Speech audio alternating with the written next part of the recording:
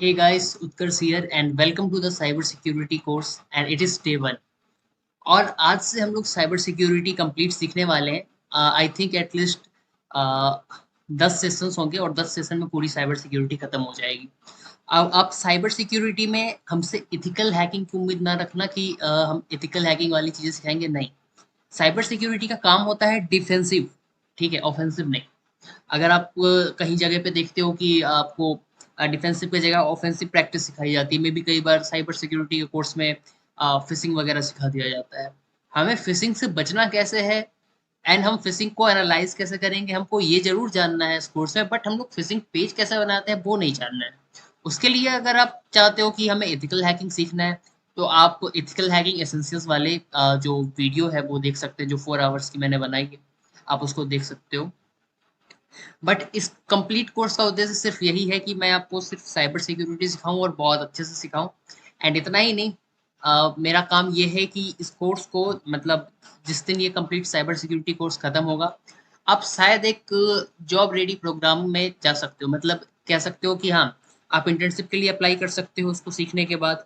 आप जॉब के लिए भी अप्लाई कर सकते हो अगर आपकी ग्रेजुएशन वगैरह कंप्लीट है तो। ठीक है। अब बात सिर्फ ये है कि कुछ लोग ये भी कह सकते हैं, जो लोग थोड़ा बहुत कहीं से सुन के आए हैं, कि साइबर सिक्योरिटी वालों को जल्दी जॉब नहीं मिलती है। काफी हद तक ये चीज सही है कि साइबर सिक्योरिटी में भाई एक्सपीरियंस की जरूरत है। नहीं एक्सपीरियंस है तो लोग आईटी वाले जॉब्स करते हैं, सिस्टम एडमिनिस्ट्रेटर की है, उसके बाद धीरे धीरे करके उनको जॉब मिलती है। बट देखो मेरे भाई, बात सिर्फ यही है कि जो कैरियर है इसका हिला डुला लगता है, बट ऐसा एकदम भी नहीं है कि इसका कैरियर ऐसा हिला डुला भी नहीं है, ठीक है।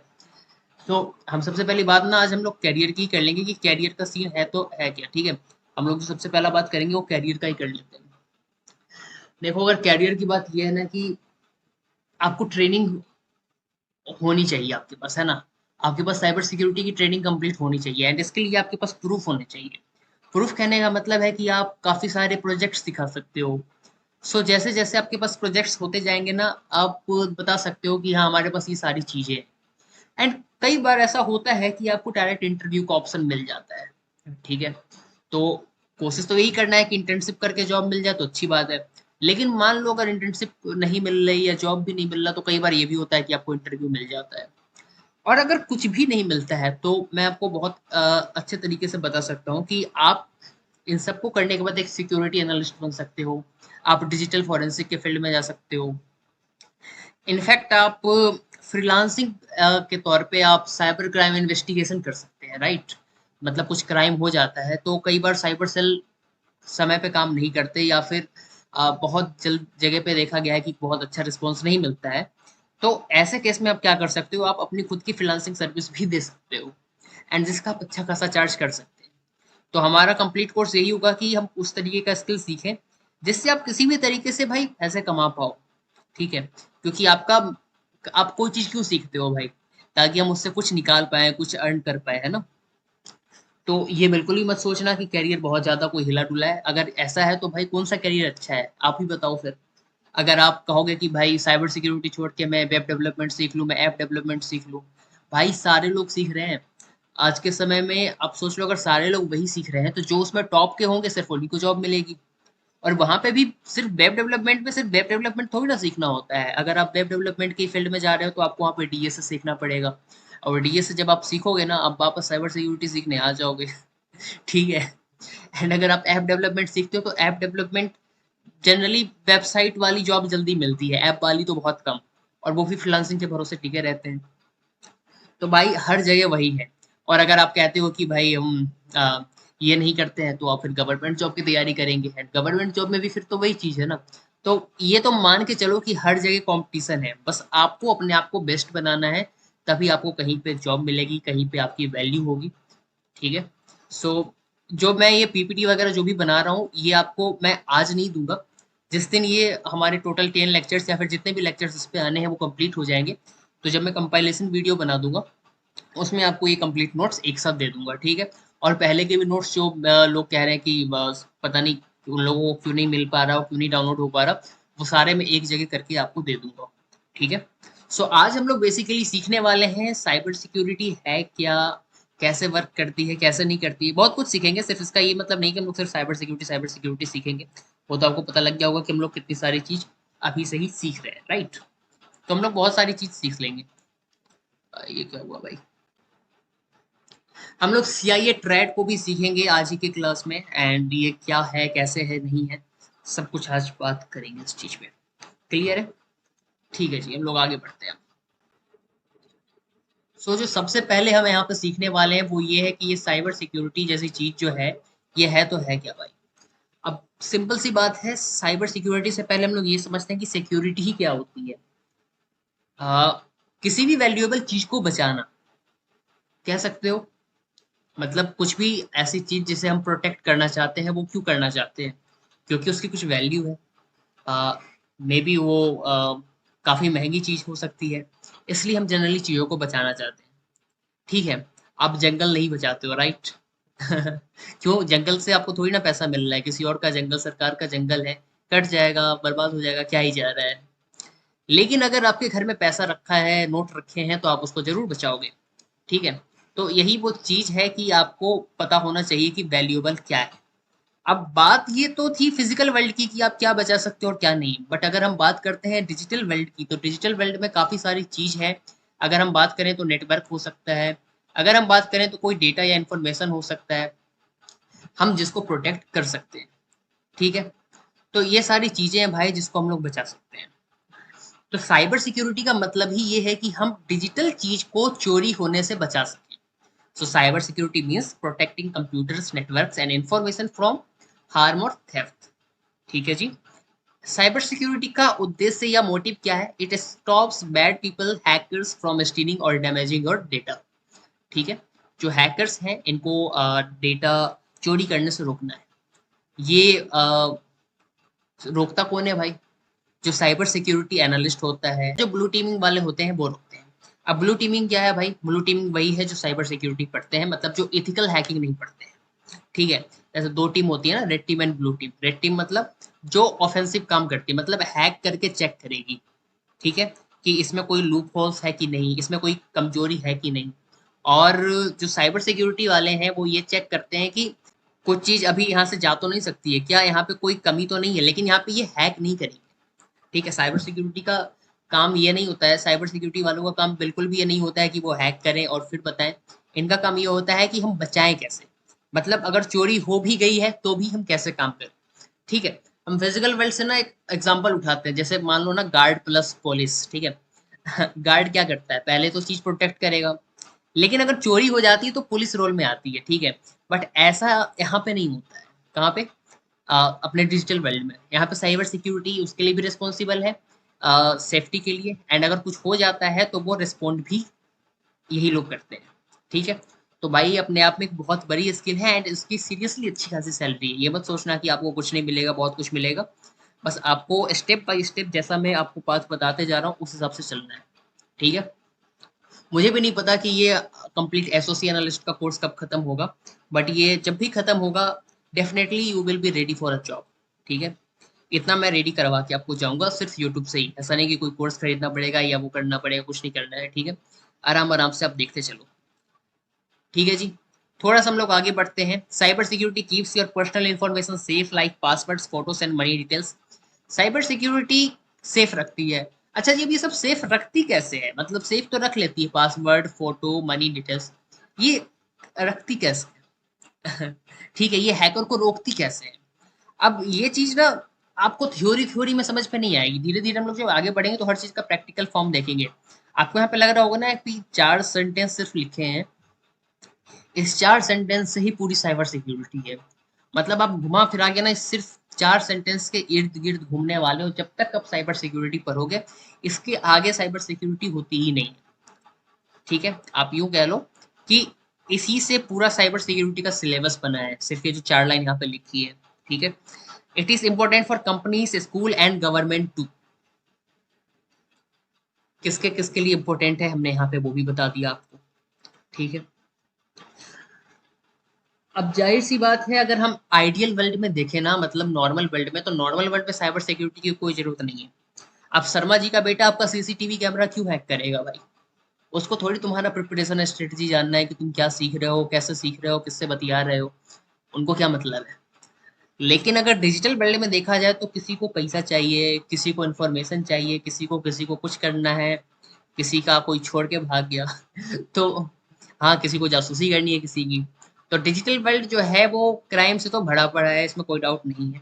और जब तक ऐसे क्राइम होते रहेंगे तुमको जॉब मिलती रहेगी, ठीक है। तो अपना फायदा तो सोच के चलना है ना कि भाई तुमको जॉब क्यों मिलेगी, तुमको जॉब तभी मिलेगी जब हैकर है। मान लो अगर हैकर ही नहीं, तुमको जॉब क्यों मिलेगी भाई? कोई तुमको जॉब पे ही नहीं रखेगा, कहेगा हैकर ही नहीं है। सेम एज द वे ना कि आपके, ये मान लो कि चोर ही नहीं है, क्राइम ही नहीं होगा, तो भाई अ, पुलिस क्यों होगी? एंड सिंपल बात है कि अगर साइबर क्रिमिनल्स नहीं होंगे तो साइबर सिक्योरिटी वाले क्यों होंगे? तो अगर इस इकोसिस्टम को बैलेंस करके चलना है तो भाई हमारे लिए तो दोनों ही जरूरी है कि दोनों होने चाहिए। नहीं तो साइबर सिक्योरिटी वाले तो घर पे आ जाएंगे फिर, है ना? उनको कंपनी में रखेगा ही नहीं कोई, फिर सब करते रहना मिलके आईटी वाले जॉब। ठीक है, थोड़ा आगे बढ़ते हैं। सो necessary skills you must build in your cyber security carriers.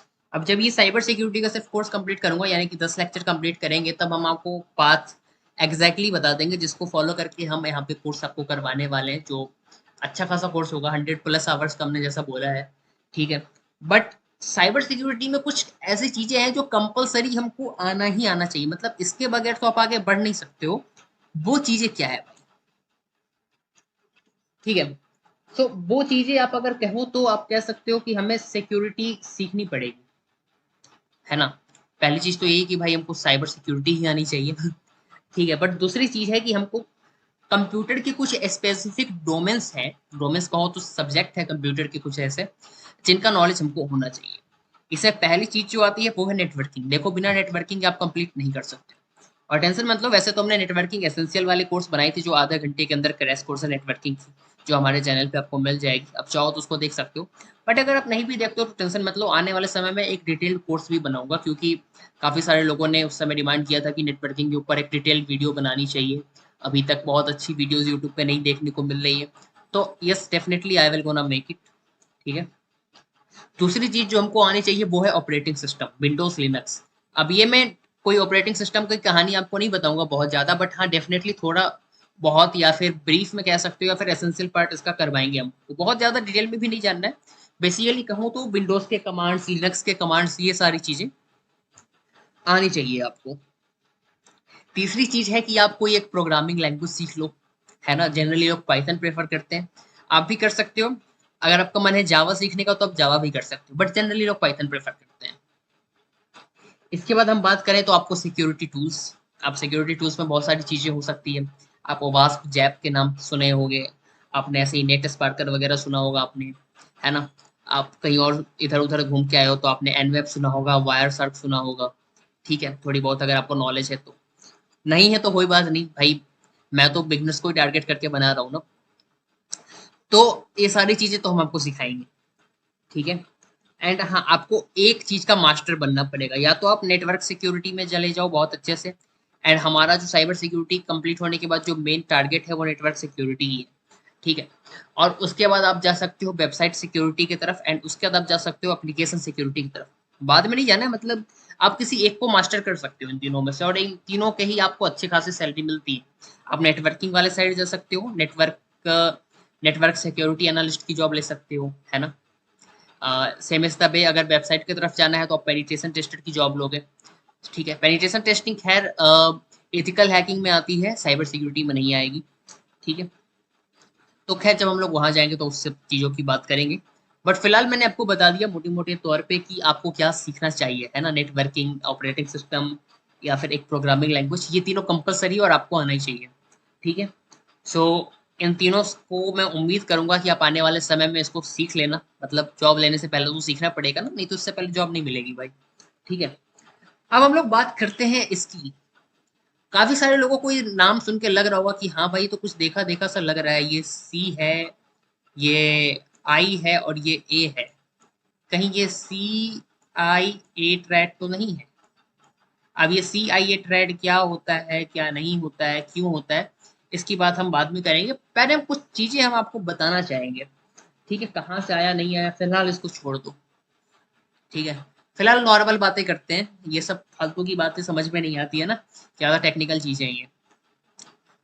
मान लो ये पर्सन एक्स है, कहाँ गया यार? ये मार्कर क्यों नहीं दिख रहा मेरे को ब्लैक वाले स्लाइड पे? Laser pointer. मान लो ये पर्सन एक्स है, ठीक है, कौन है भाई, ये पर्सन एक्स है, इसने डेटा ट्रांसफर किया पर्सन वाई को, ठीक है। मैं उम्मीद करूंगा कि शायद आपको ये दिखे, बट जैसा मैं रिकॉर्ड कर लेता हूँ तब मुझे पता चलता है कि नहीं दिख रहा है, ठीक है। ये पर्सन एक्स है, सेम एज द इसने डेटा ट्रांसफर किया पर्सन वाई को, ठीक है। थोड़ा सा फिजिकल एग्जांपल लेता हूँ फिर समझाता हूँ मैं आपको कि ये चीज क्या है। आप सारे लोग गेम खेलते होंगे, अच्छा गेम छोड़ो, आप सारे लोग अपने जीवन में कोई ना कोई ऑनलाइन कोर्स आप लोगों ने खरीदा होगा, राइट। आपने अपने दोस्त को आईडी भी दी होगी कि भाई ये आईडी ले लो, काम करना तुम हमारी आईडी से पढ़ लेना। आपने पर्सन एक्स हो आप, और आपने अपनी आईडी एंड पासवर्ड दिया पर्सन वाई को, क्लियर है, डेटा ट्रांसफर हुआ और उसको क्या मिल गया, आपका आईडी पासवर्ड मिल गया। अब मुझे ये बताओ, अगर कोई एक ऐसा इंसान होता जिसे और भी वही आईडी पासवर्ड मिल जाता तो क्या होता, शायद आपका अकाउंट हमेशा के लिए चला जा सकता था। नहीं समझ पाया, एक और एग्जांपल लेता हूँ। मान लो आपकी एटीएम की पिन आपके किसी घर में, तो किसी को खैर पता रहता है किसी एक को, बट अगर उसके अलावा किसी और को पता है तो वो क्या कर सकता है, राइट। आप एकदम सही सोच रहे हैं, शायद आपका पैसा गायब कर सकता है। क्या मैं इसी चीज को कह सकता हूँ, अगर डेटा सिर्फ दो लोगों के बीच में इस तरीके से जुड़ा हुआ है कि कोई तीसरा नहीं सुन पा रहा है, हम इसी को क्या इनक्रिप्शन कहते हैं। अच्छा, आपको डेफिनेशन नहीं पता होगा इनक्रिप्शन की, तो भाई बात सिंपल है कि जब डेटा दो लोगों के बीच में शेयर हो रहा है और कोई तीसरा नहीं सुन पा रहा है तो इसको हम लोग इनक्रिप्शन कहते हैं। लेकिन अगर डेटा ट्रांसफर हो रहा है और पर्सन एक्स ने डेटा ट्रांसफर किया, जैसा यहाँ पे डायग्राम बना हुआ है, कहाँ है भाई, यहाँ पे पर्सन एक्स ने डेटा ट्रांसफर किया पर्सन वाई को, एंड ये जो डेटा है, ये डेटा जो है ये कहीं से भी करके पर्सन जेड के पास आ गया। अब क्या हो सकता है भाई, ये बताओ। अब तो ये हो रहा है कि यहाँ पे तो इनक्रिप्शन की धज्जियां उड़ गई है। क्या हम इसी चीज को कॉन्फिडेंशियलिटी कहते हैं या फिर कॉन्फिडेंशियल कहते हैं। अगर हम कहते हैं कि एक डेटा कॉन्फिडेंशियल है, मतलब सिर्फ मेरे और आपके बीच में कोई तीसरा इंसान एक्सेस नहीं कर सकता है, लेकिन अगर एक्सेस कर लिया मतलब ये तो दिक्कत हो गई भाई। सो यहीं से ना सीआईए ट्रेड की पहली चीज निकलती है जिसको हम लोग कॉन्फिडेंशियलिटी कहते हैं। क्या कहते हैं भाई, कॉन्फिडेंशियलिटी, ये वाली जो चीज है कॉन्फिडेंशियलिटी। क्या कलर करने में बड़ा मजा आता है, ठीक है। अब दूसरी चीज जो आती है वो है इंटीग्रिटी। अब इंटीग्रिटी को बहुत सिंपल शब्द में समझाएंगे वैसे। अच्छा एक बात बताओ, अगर कॉन्फिडेंशियल किसी चीज को रखना तो आप क्या करते हो। इंटीग्रिटी पे बाद में आते हैं, पहले तो आप ये सोचो कि अगर हमें कोई चीज को एनक्रिप्ट रखना है या कोई चीज को डेटा को ट्रांसफर करना है तो आप क्या क्या कर सकते हैं। आमतौर पे आप पासवर्ड बनाते हो, राइट, या फिर आप टू फैक्टर ऑथेंटिकेशन लगाते हो कि हाँ इसका डेटा किसी और को ना मिल जाए। मिल भी गया तो कोई हमें हैक नहीं कर सकता, इसके लिए आप लोग टू फैक्टर ऑथेंटिकेशन भी लगाते हैं। अब अगर हम बात करें कि इंटीग्रिटी क्या है, ये जो इंटीग्रिटी दिख रही है ये सब का मतलब है तो है क्या,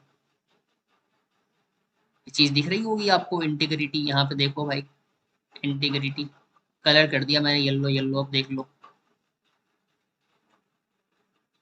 तो इंटीग्रिटी क्या होती है, इंटीग्रिटी मतलब ये समझो, आप एक दुकान पे दवाई लेने गए, क्या लेने गए भाई, दवाई लेने चले गए, ओके जी गया मैं। अब जब दवाई लेने गए तो वहां पे लिखा होता है उस पे कि अगर डो नॉट, क्या कह सकते हो उसको, क्या लिखा रहता है भाई, मेरी इंग्लिश खराब है, सोचो क्या लिखा रहता है। हाँ, do not accept if seal is broken, मतलब कहता है कि नो सील नो डील, ऐसा कुछ लिखा रहता है, ठीक है।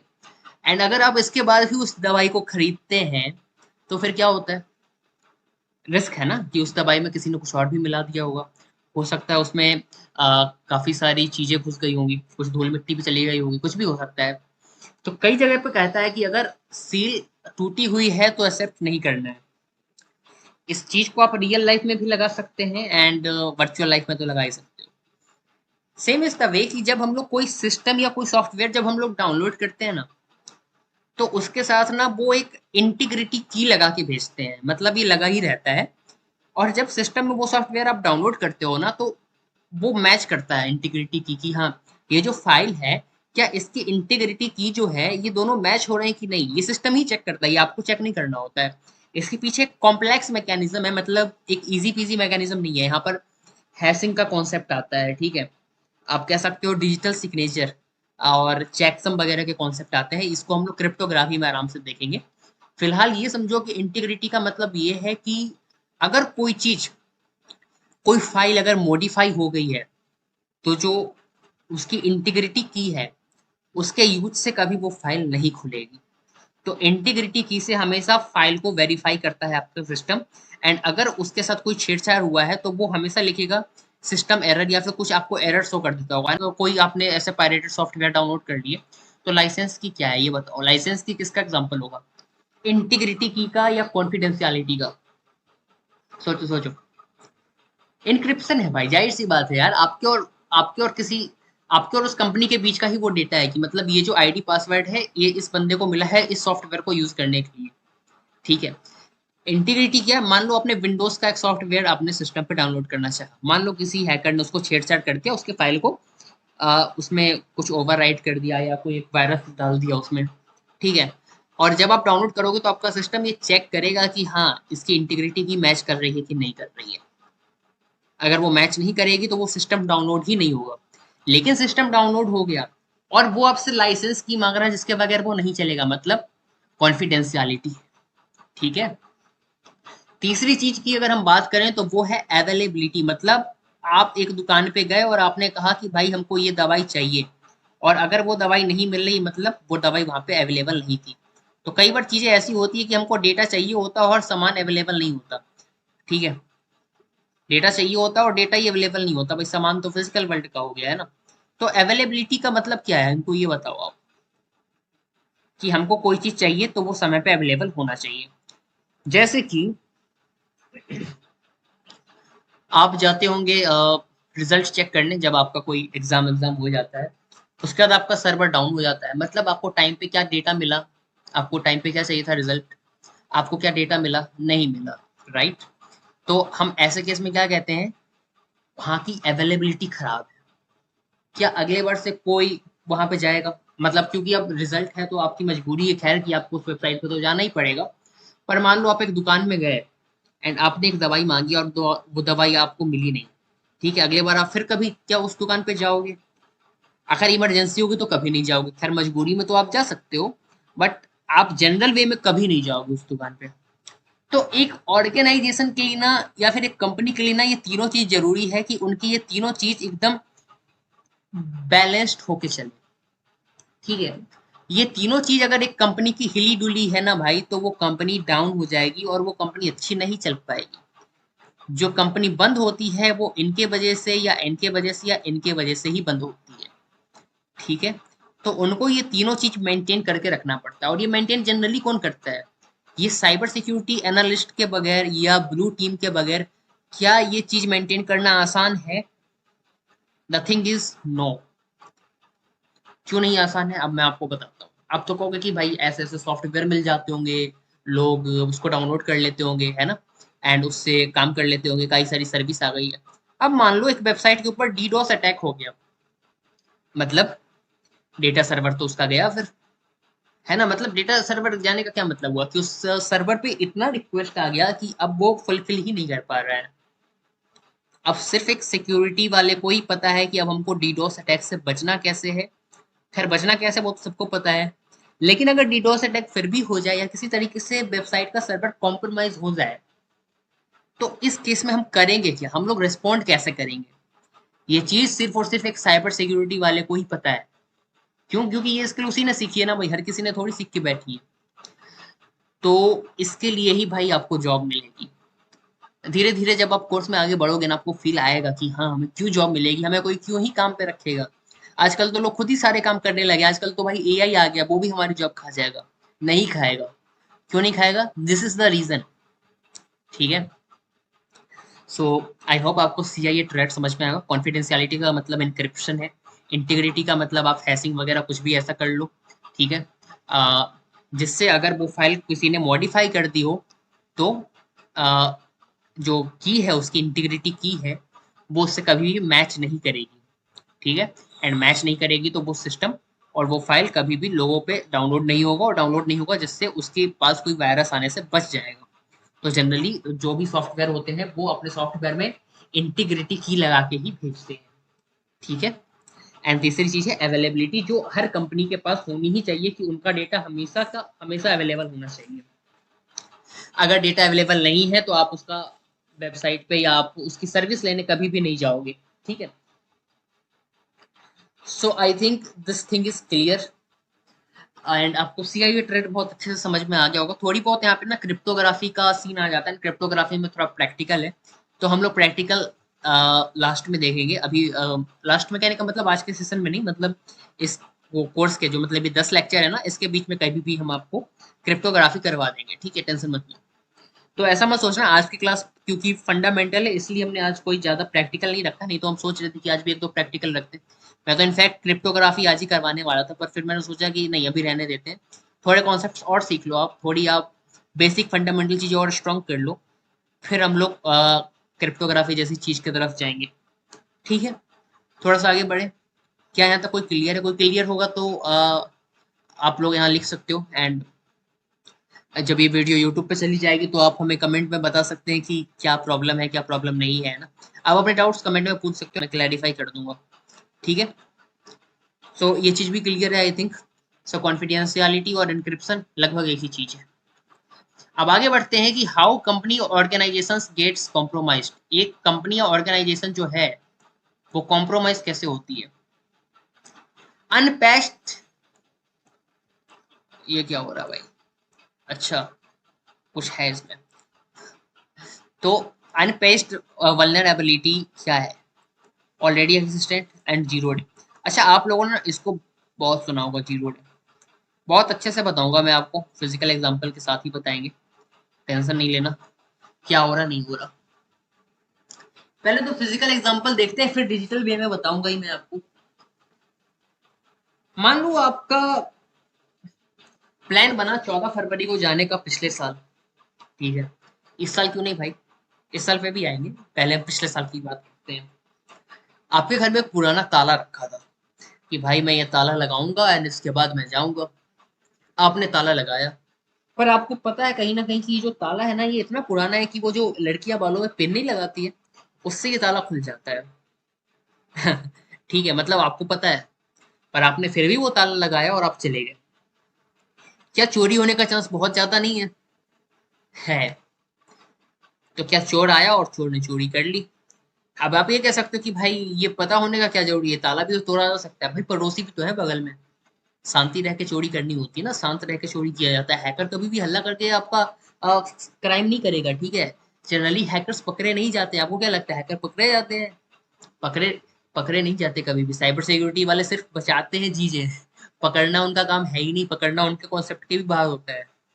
बहुत कम चांस है अगर आप कुछ गवर्नमेंट प्रॉपर्टी को नुकसान पहुंचा रहे हो ना, या फिर आप कोई बड़ी कंपनी को टारगेट कर लिए और वहां पे आपने कुछ गलत काम कर लिया, तभी हैकर पकड़े जाते हैं। जनरल केस में हैकर पकड़े ही नहीं जाते हैं भाई। आपको क्या लगता है आप हैकर पकड़ लोगे? भाई वो इतना मूर्ख है, इसलिए उसने रात भर पढ़ाई की है कि हमें कोई पकड़ ले कल को एरा गैरा, तो चोर थोड़ी है जिसको आप पकड़ लोगे, ठीक है। तो हमको भाई अपना स्ट्रॉन्ग करना है, हमको ये टारगेट नहीं करना है कि हमको पकड़ना, क्या हम पकड़ना उसका उद्देश्य है भी नहीं। हमारा उद्देश्य कभी भी नहीं होना चाहिए, हमारा मोटिव कभी भी नहीं होना चाहिए कि हमको हैकर को पकड़ना है। और पकड़ना जो काम है वो रेड टीम वालों का है, रेड टीम वालों का भी खैर नहीं है वो काम। ठीक है, हम लोग आगे पढ़ेंगे किसका काम है वो। हमारा काम बस ये है कि हमें अपनी ऑर्गेनाइजेशन को, अपनी सुरक्षा अपने हाथ में है ना। आप कहते हो ना कि नजर हटी दुर्घटना घटी, तो वो बस नजर नहीं हटने देना है, हमारा काम सिर्फ नजर रखना है, ठीक है, नजर नहीं हटाना है हमको, ठीक है।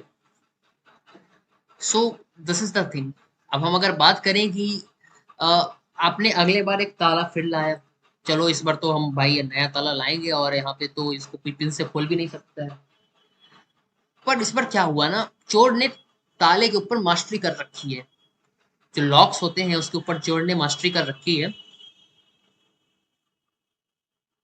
पता है यार, कुछ लोग इतने हॉर्न तेज करके भी चलाते हैं गाड़ी, but it causes lot of problem in my recording.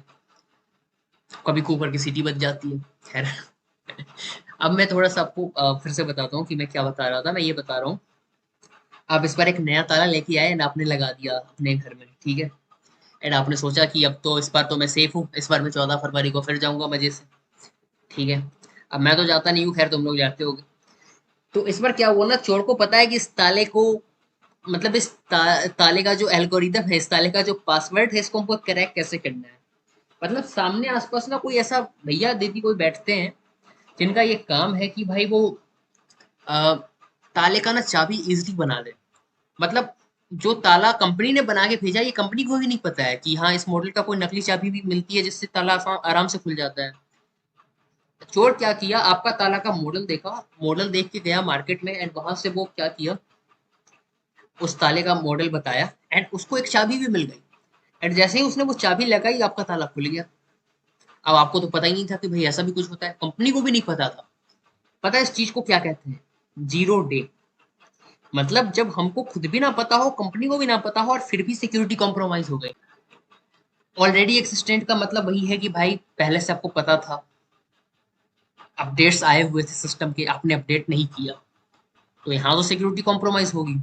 And zero day में कोई अपडेट सिस्टम ने जारी नहीं किया था, कोई अपडेट सॉफ्टवेयर ने जारी नहीं किया था। सॉफ्टवेयर को भी अपनी वीकनेस, अपनी वल्नरेबिलिटी पता नहीं थी। अच्छा, ये वल्नरेबिलिटी क्या है?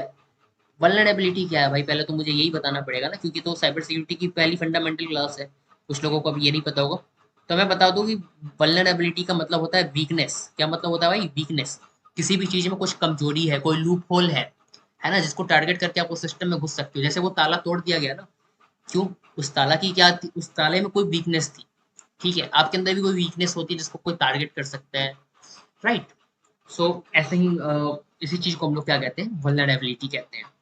अब बात अगर हम करें कि जीरो डे की, तो जीरो डे इसी का नाम है भाई कि कमजोरी या वीकनेस या वल्नरेबिलिटी पता नहीं है, सिस्टम को भी पता नहीं है, यूजर को भी पता नहीं है, बस हैकर को पता है। हैकर ने किसी भी तरीके से उसका फायदा उठाया, उसने कुछ भी कॉम्प्रोमाइज कर दिया सॉफ्टवेयर या सिस्टम का। तो इसी को हम लोग जीरो डे कहते हैं। अब जीरो डे वल्नरेबिलिटी होती है, जीरो डे एक्सप्लॉइट कहते हैं, या फिर जीरो डे वीकनेस, जो भी कह लो, सब कुछ एक ही जैसी चीज है। ठीक है, बट जीरो डे से अगर हमें किसी यूजर को टारगेट करना है, तो हमको मैनिपुलेशन टेक्निक्स पता होनी चाहिए, है ना, हमको सोशल इंजीनियरिंग आनी चाहिए। अगर हमको वो नहीं आता है तो हम कैसे हैक कर लेंगे उसको, है ना? तो यही चीज है भाई। आई होप आपको ये चीज क्लियर हो गई होगी। अनपैच मतलब देखो, आपको कई बार सिस्टम भेजता है ना patches, patches are available, please update the latest patches, ऐसा करके आपको भेजा जाता है।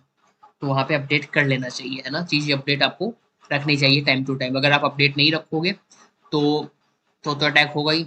अपडेट रखोगे तो भी अटैक हो सकता है। खैर आप सेफ तो फिर भी नहीं हो। ठीक है, बट हाँ जनरल केस वैसा कम ही होता है कि जीरो डे हो जाए आज के समय में। लोग इसलिए तो साइबर सिक्योरिटी वालों को हायर करते हैं कि जीरो डे कभी भी ना हो।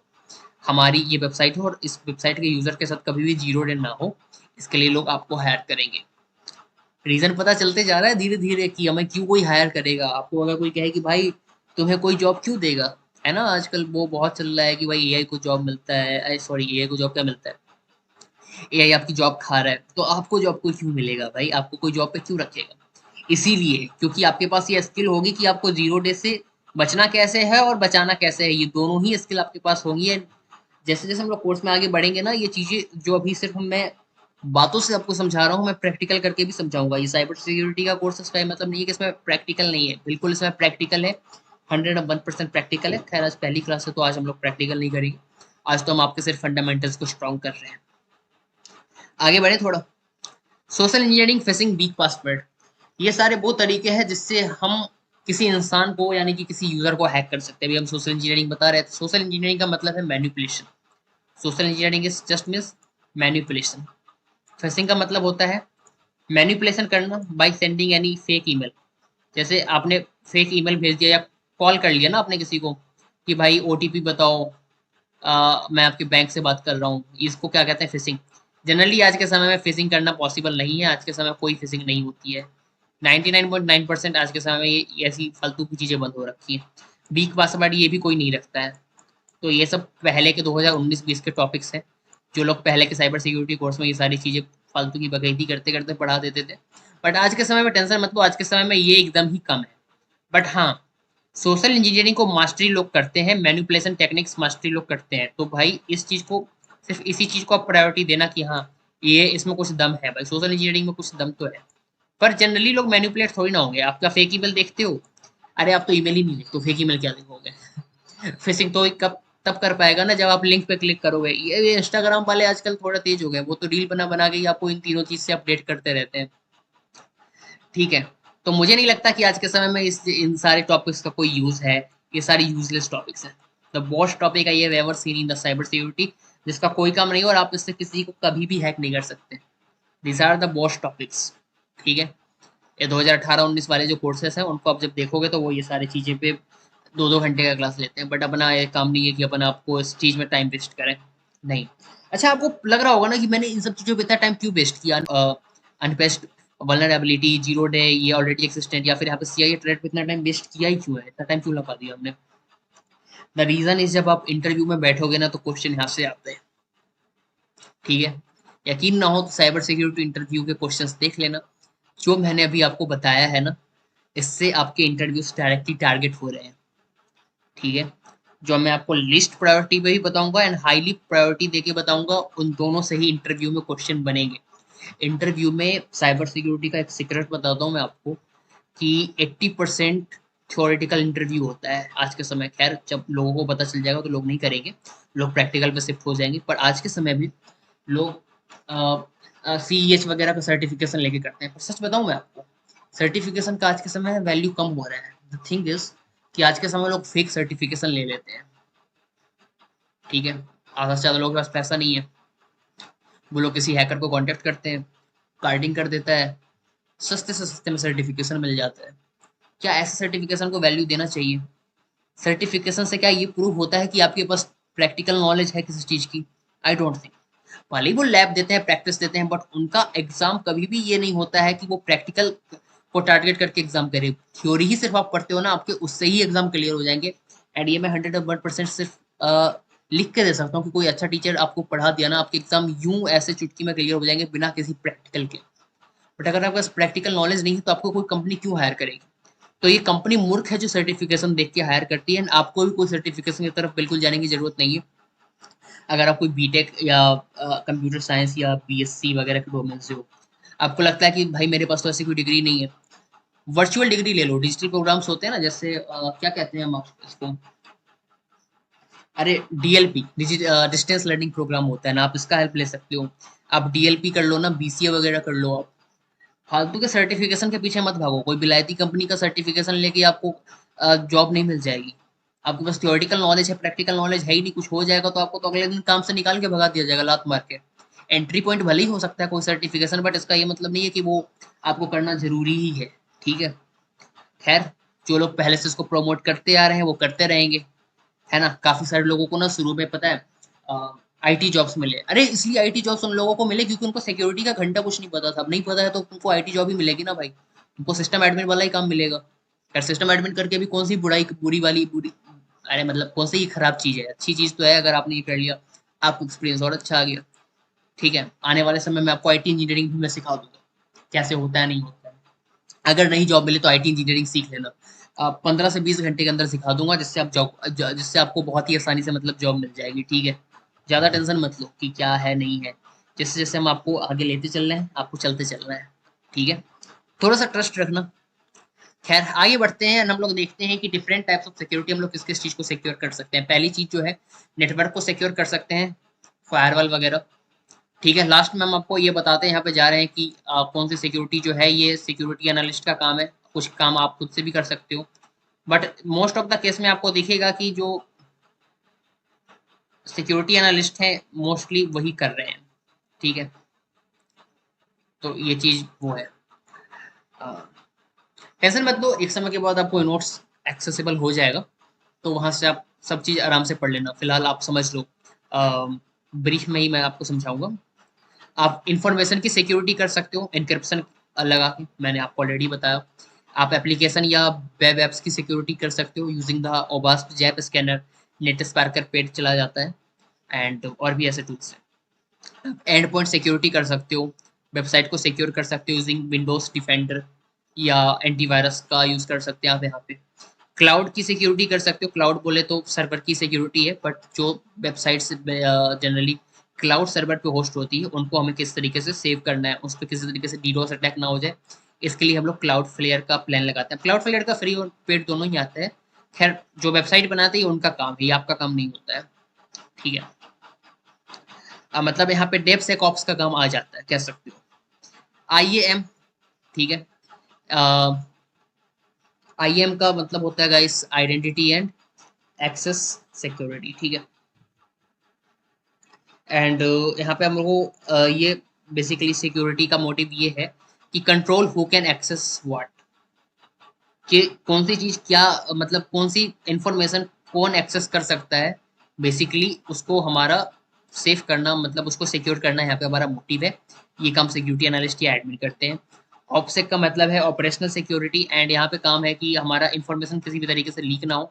हम लोग यहाँ पे बिटवार्डन जैसे टूल का यूज करते हैं, जो कि एक पासवर्ड मैनेजर है ना। आपने कोई पासवर्ड कहीं एक फाइल में सेव करके रख दिया, जैसे फेसबुक पासवर्ड, इंस्टाग्राम पासवर्ड, ये पासवर्ड, वो पासवर्ड, एंड किसी ने और कोई आया और उसने वो फाइल ओपन कर ली। तो यहाँ पर हम लोग क्या कर सकते हैं, पासवर्ड मैनेजर जैसे कि बिटवार्डन का यूज कर सकते हैं। यहाँ पे हम अपने फाइल्स को जिसमें बहुत सारे पासवर्ड है उसको सेव करके रख सकते हैं, है ना। एंड बिटवार्डन को हम अपने ईमेल या किसी भी चीज से एक्सेस कर सकते हैं जब मन करे हमारा। तो मेरे हिसाब से बिटवार्डन एक मस्ट यूज टूल है एंड आपको रखना चाहिए, फ्री आई थिंक। वैसे मैं तो नहीं रखता हूँ, बट आप रख सकते हो। एंड इसके बाद है फिजिकल सिक्योरिटी। आप जो नॉर्मल चीज है उसको भी आप सेव कर सकते हो using the CCTV and all, ठीक है। पेन टेस्टिंग, खैर पेन टेस्टिंग कोई सिक्योरिटी नहीं है, बट हाँ कह सकते हो। अगर हम पेनिट्रेशन टेस्टिंग किसी भी चीज़ की करते रहते हैं तो हमको पता रहता है कि हाँ कहाँ पे लूप होल्स है, तो हम उसको पहले ही ठीक कर लेते हैं। तो यहाँ पे एथिकल हैकर आते हैं। सिक्योरिटी एनालिस्ट का ये काम बिल्कुल भी नहीं है। जो रेड टीमिंग वाले हैं वो ये कर सकते हैं, जो पेनिट्रेशन टेस्टर हैं वो करते हैं, ठीक है। आईओटी सिक्योरिटी कर सकते हो आप, जैसे स्मार्ट फ्रिजेस वगैरह है ना, स्मार्ट टीवीज भी आ गई आजकल। तो ओपन WRT सॉफ्टवेयर है जिसका यूज से आप कर सकते हो। खैर हमने तो आज तक नहीं किया है, आप चाहो तो इस चीज के ऊपर रिसर्च एनालिसिस कर सकते हो। अगली चीज है डेप्सेकॉप्स। ये एक आज के समय बहुत ट्रेंडिंग जॉब है, डेप्सेकॉप्स। कहाँ गया भाई ये, ठीक है। एड सिक्योरिटी वाइल कोडिंग, मतलब जब आप सॉफ्टवेयर बना रहे हो तभी सिक्योरिटी ऐड कर दो, बाद में क्यों इंतजार करना सिक्योरिटी ऐड करने का। इसलिए अच्छा, आपके पास ना ये भी एक डोमेन खुल जाता है डेप्सेकॉप्स का, ठीक है। यहाँ पे आपको डेवऑप्स भी आना चाहिए, खैर तभी आप जान पाओगे। आपको डिप्लॉयमेंट तो आना चाहिए ना, अगर आपको डिप्लॉय करना नहीं आता है किसी सॉफ्टवेयर को, तब आप डेप्सेकॉप्स कैसे करोगे। तो आप डेप्सेकॉप्स की तरफ जा सकते हो, ये आज के समय में बहुत अच्छा कैरियर है। एंड यहाँ पे एंट्री लेवल में आपको जॉब मिल जाती है, ठीक है। जो कहते हैं ना एंट्री लेवल में जॉब नहीं मिलती, यहाँ पे मिलती है, ठीक है। थोड़ा सा आगे बढ़ते हैं। So if there were no hackers do we need security, क्या हैकर नहीं है तो हमको सिक्योरिटी चाहिए क्या? जाहिर सी बात है, बिल्कुल भी नहीं चाहिए। खैर मैं ये आंसर आपसे एक्सपेक्ट कर रहा था, मैंने खुद बता दिया। मालवेयर के बारे में देखते हैं, थोड़े common types of malware. And malware है क्या, मालवेयर एनालिसिस सीखेंगे हम लोग, टेंशन मत लो। अभी मैं लेटेस्ट एक पायरेटेड सॉफ्टवेयर डाउनलोड किया था। वैसे करना तो नहीं चाहिए, बट आमतौर पे लोग करते ही हैं। आप भी करते होगे, हम भी करते हैं, है ना। वही जो एपीके फाइल होती है, मोड एपीके जिसको कहते हो, सिस्टम में उसको करेक्ट फाइल कहते हैं, मतलब कंप्यूटर सिस्टम में। तो हमने उसको डाउनलोड किया, एंड डाउनलोड करने के बाद उसमें पैच डॉट ई करके फाइल था। एंड जैसे ही मैंने उसको डाउनलोड किया, एंड उसने कहा कि भाई पैच डॉट ई को रन एस एडमिनिस्ट्रेटर करो। एंड जैसे ही मैंने रन एस एडमिनिस्ट्रेटर किया, गया गया मतलब मेरा टास्क मैनेजर स्टॉप हो गया। एंड जब भी आपका टास्क मैनेजर काम ना करे, तो आप समझ जाना कि आपकी सिक्योरिटी कॉम्प्रोमाइज तो हुई है।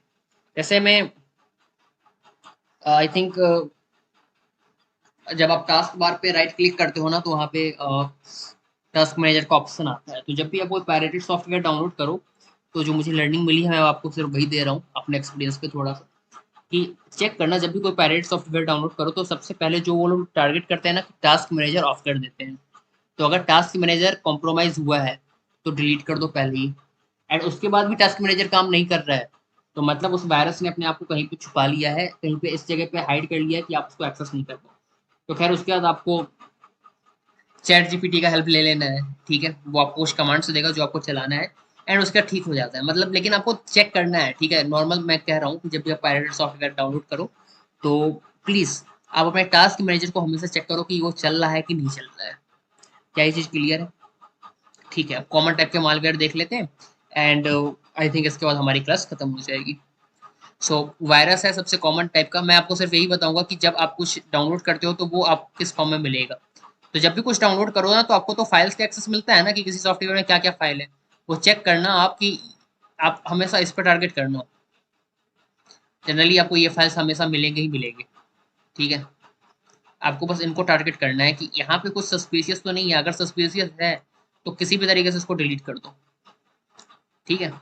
तो सबसे पहला आता है हमारा वायरस, सॉरी वायरस। वायरस जो है it's like a real virus. जैसे ही ये खुलता है सारी चीज़ों को अफेक्ट कर देता है, किसी भी फाइल के साथ छुप के आ सकता है ये। वॉर्म, कई बार आपने सुना होगा राइट वंस रीड मैनी, वही है ये चीज़, ठीक है। एंड आपको बस ये इसको आपको देखना है, आपको ये नहीं देखना है कि ये है क्या, इतनी सारी चीज़ें थोड़ी ना रट्टा मारोगे, हर एक दिन एक नया वायरस बन जाता है। आपको बस ये देखना है कि किस फॉर्मेट में आ सकता है, आपको बस फॉर्म याद रखना है कि वॉर्म आएगा तो एक स्क्रिप्ट और प्रोग्राम के फॉर्म में आएगा, ट्रोजन हॉर्स जब भी आएगा एक फेक और फेक ऐप या गेम के फॉर्मेट में आएगा, एंड आपको उससे बचना है। रैंसमवेयर जब भी होगा ये कोई ईमेल या फेक डाउनलोड से होता है। स्पाईवेयर जब भी होगा ये कोई ब्राउजर एड ऑन या फिर आप जो एक्सटेंशन लगाते हो ना अपने क्रोम पे एक्सटेंशन लगाते हो काफी सारे अननोन सोर्स से डाउनलोड करके, ये भी कहीं ना कहीं स्पाईवेयर का काम करता है। जैसे मान लो आज के समय में एक बहुत सारी ट्रिक अवेलेबल है कि टेलीग्राम से कुछ हम लोगों को डाउनलोड करना होता है तो हम लोग एक्सटेंशन लगा लेते हैं ना। अब टेलीग्राम का तो प्राइवेट चैनल है जनरली, अब आपको कुछ डाउनलोड करना है वहां से तो आप क्या करोगे, आप एक्सटेंशन लगा लेते हो कि भाई हमको फ्री डाउनलोड करने वाला एक्सटेंशन दे दो। लेकिन आपने वो अननोन सोर्स से डाउनलोड किया तो क्या वो आपकी सिक्योरिटी कॉम्प्रोमाइज करेगा या नहीं करेगा? डेफिनेटली करेगा। सो आपको एक्सटेंशन से भी बच के रहना है, ठीक है। अगली बात है स्पाईवेयर। अच्छा स्पाईवेयर मैंने बता दिया, फिर से यहाँ लिखा है, ओके। अगली बार है एडवेयर। एडवेयर मतलब जो फालतू के एड्स आ जाते हैं ना, जब भी आप कोई फालतू की वेबसाइट पे जाते हो, है ना, फ्री सॉफ्टवेयर वगैरह कुछ भी करने जाते हो तो आपको ये मिल जाता है। या फिर आपने ब्राउजर एक्सटेंशन लगा दिया ना, वो भी कभी कभी फ्री ऐप में ऐड भेजते रहता है आपको ठीक है, तो इससे बचना है आपको। खैर ये आपको कोई सॉफ्टवेयर, खैर ये आपको कुछ नुकसान नहीं पहुंचाएगा, बस ये सिर्फ आपको एड्स दिखाएगा। अगली बात है root kit, hides other malware so antivirus can't find it, ठीक है। ये सिस्टम फाइल और ड्राइवर के फॉर्म में रहता है। की लॉगर की बात करें तो ये हर एक चीज़ को रिकॉर्ड करता है, आप जो भी टाइप करते हैं, है ना। ये भी कोई EXE फाइल है जो कि आपका कोई पायरेटेड चीज़ डाउनलोड करोगे वहीं से मिलेगा। ये हार्डवेयर फाइल भी हो सकता है, मतलब हार्डवेयर डिवाइस भी हो सकता है, यूएसबी फॉर्मेट का, ठीक है। लोग की लॉगर बनाते हैं ना यार, जो क्या करता है सारी चीज़ें रिकॉर्ड कर लेता है जो भी आप टाइप करते हो। ऐसे हम बॉटनेट की बात करते हैं, आज के समय बॉटनेट काफ़ी ज़्यादा इफेक्ट करते हैं चीज़ों को, है ना। आपने सुना होगा किसी यूट्यूब चैनल पे वॉचिंग 1 लाख से 1 करोड़ चली गई, किसका कमाल है ये? बॉटनेट का, है ना। हाँ, just like an another form of DDoS attack. And ये बॉटनेट जो है बिना प्रॉक्सी वगैरह के काम नहीं करता या फिर बिना डिवाइस के काम नहीं करता, बहुत ज़्यादा डिवाइस की ज़रूरत होती है, तो इसके लिए पहले हैकर बहुत सारी डिवाइस को टारगेट करते हैं। मतलब तो कैसे टारगेट करेंगे, सोचो ना कैसे टारगेट करेंगे। आप लोग जो पायरेटेड सॉफ्टवेयर डाउनलोड करते हो इसी में ये सारी चीज़ें रहती हैं भाई। तो बस पायरेसी से बचनी है, पायरेसी से बचना है। एटलीस्ट जब आप हैकर हो या फिर आप सिक्योरिटी डोमेन में हो तो प्लीज़ पायरेटेड चीज़ डाउनलोड नहीं करना है। हम भी अपने जो ये कोर्स को डिज़ाइन करेंगे इसमें शायद ही हम आपको कोई ऐसी चीज़ बताएंगे जो आपको पेड चीज़ें मिले, पेड सॉफ्टवेयर मिले। जनरली अपना काम ओपन सोर्स से हो जाता है, ठीक है। सो यही सारी चीज़ें हैं। फाइललेस मालवेयर है, runs only in memory RAM, no file installed, hard to detect, ठीक है। ये एक नया आया है, आप चाहो तो इसके ऊपर थोड़ा रिसर्च करना, ठीक है, 10th नंबर वाले पे। सो बट एंड करने से पहले क्वेश्चन पूछूंगा मैं आपसे, एंड इसका आंसर मैं आपको नेक्स्ट सेशन में दूंगा। आपने इतनी सारी चीजें पढ़ ली, अच्छा ये सारे काम जो कौन कर रहा है, ये मालवेयर कौन भेज रहा है? हैकर भेज रहा है। क्या इन सब से आप हैकर को पकड़ पाओगे? अभी तक के जो ये क्लास का इंफॉर्मेशन मिला है, क्या आप इस इंफॉर्मेशन का यूज करके हैकर को पकड़ सकते हो क्या? अगर आप पकड़ सकते हो तो आप कमेंट सेक्शन में लिख देना कि हाँ मैं पकड़ सकता हूँ। मैं अगली क्लास में तो मैं बताऊंगा कि कैसे पकड़ा जाता है, कैसे नहीं पकड़ा जाता है, क्या तरीका है जिससे हैकर को पकड़ना है भाई, क्योंकि हमारा काम ही हैकर को पकड़ना भाई, ठीक है। खैर अभी मैं बता रहा था कि हैकर को पकड़ना हमारा काम नहीं है, बट हाँ कई केस में तो पकड़ना पड़ेगा ना, कि कौन है, बार बार कोई अटैक किया जा रहा है तो पकड़ना तो पड़ेगा। तो वही चीज है। अ, मैं अभी एक न्यूज़ सुन रहा था, अभी एक प्लेन क्रैश हुआ था, राइट।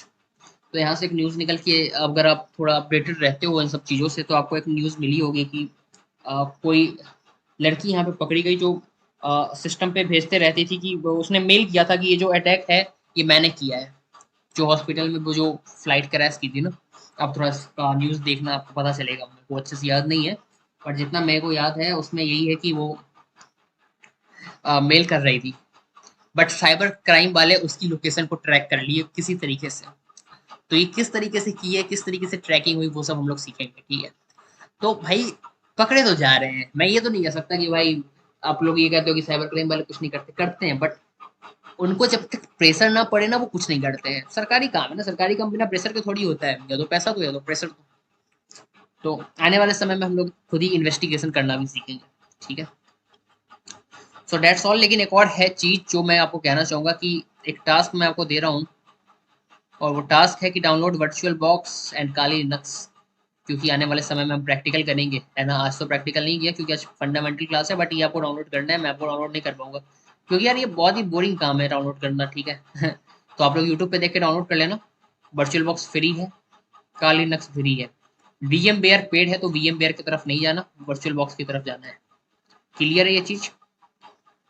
सो आज की क्लास को यहीं तक रखते हैं, एंड आई होप कि आपको क्लास अच्छी लगी हो, बहुत ज़्यादा बोर नहीं किया होगा मैंने, और किया भी हो तो क्या हो गया यार, ये इन्फॉर्मेशन आपको आज ना कल आपके इंटरव्यू में काम आ जाएगी, ठीक है।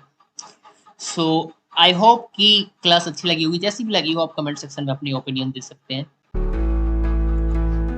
तो ठीक है जी, मिलते हैं हम आपसे अगली क्लास में। Till then have a nice day, bye bye and thank you.